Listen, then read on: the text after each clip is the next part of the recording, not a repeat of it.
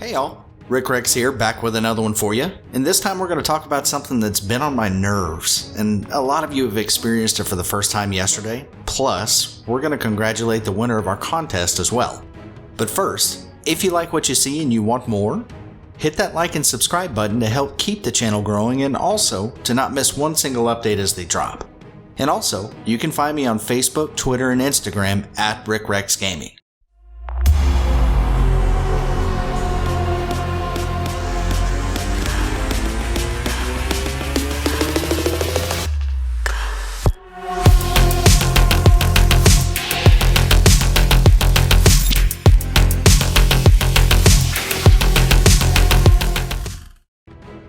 So let's talk about the worst thing right quick.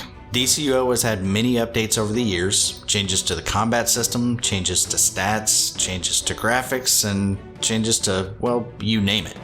I have to say that there is kind of a fix it until it's broken mentality that carries throughout a lot of what is done throughout the game.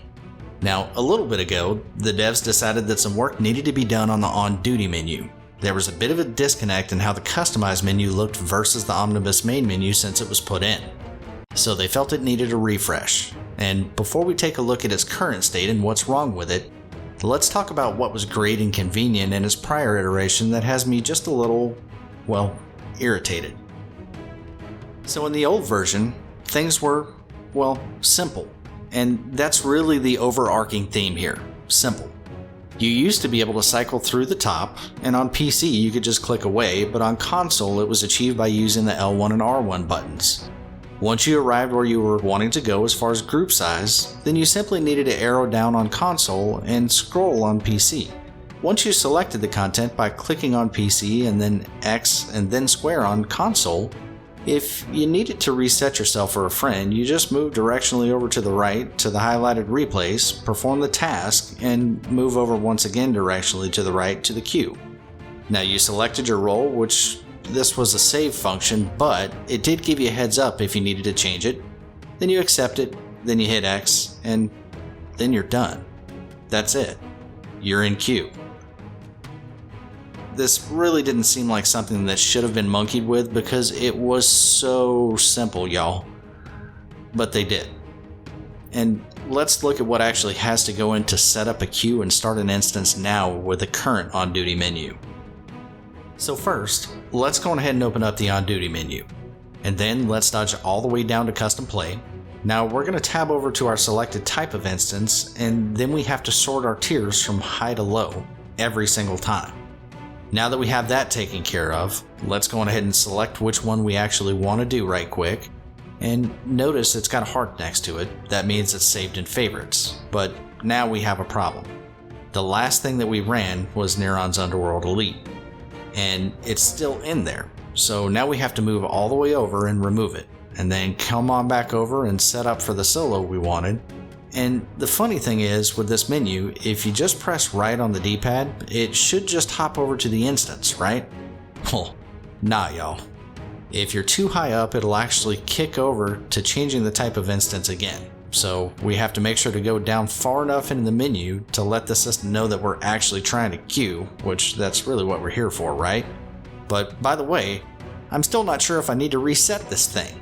There's an icon that appears over the actual queue box, but it's so horribly complicated to use over there, I just end up waiting until I'm in instance to do it. So once I'm all the way over to the right, then I go down to start the queue because no button was programmed to just accept it like it should have been. And guess what? You're still not done. Now you have to ready up again, so make sure you don't miss that part.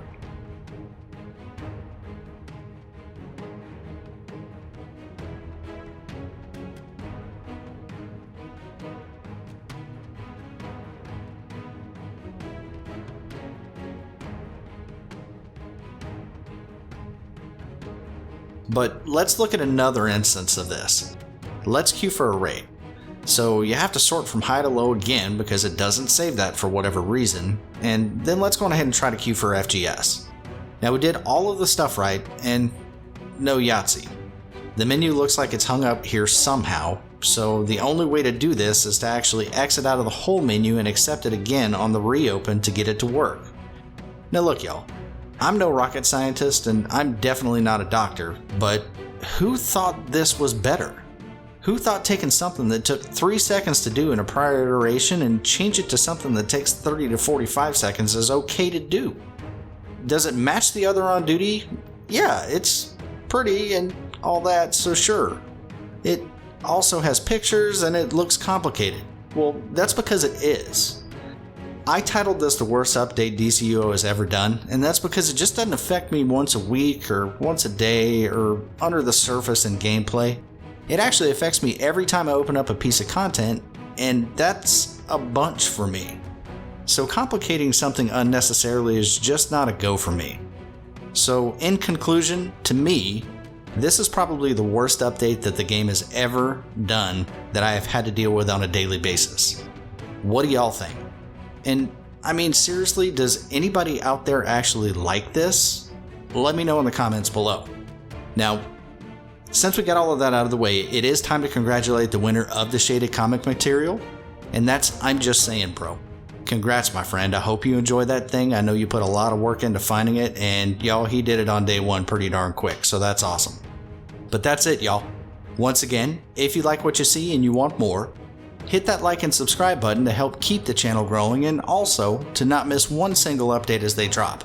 Also, you can find me on Facebook, Twitter, and Instagram at RickRexGaming. I'll see y'all next time.